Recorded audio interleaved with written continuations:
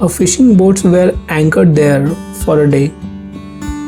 On the sand, three ladies were sitting quietly, watching the sea and fishermen working on their boat. As the ferry arrived, people slowly gathered, waiting for it to dock. From the jetty, we could clearly see both ends of the creek, watching the boat leave from one side and approach the other.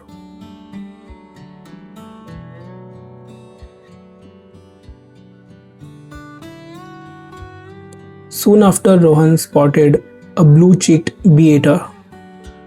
We started shooting from different angles, trying to catch the best light. And the bird was incredibly cooperative, giving us plenty of time. Then something magical happened. Another blue cheeked beater joined, and I managed to get both birds in a single frame. Honestly, that was one of the best frame of the day.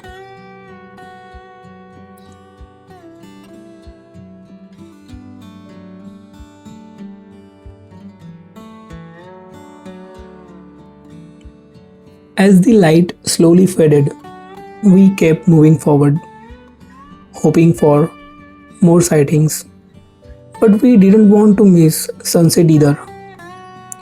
I set up a time lapse, and just then, a flock of birds passes close to the sun, almost perfectly aligned, but I just missed it.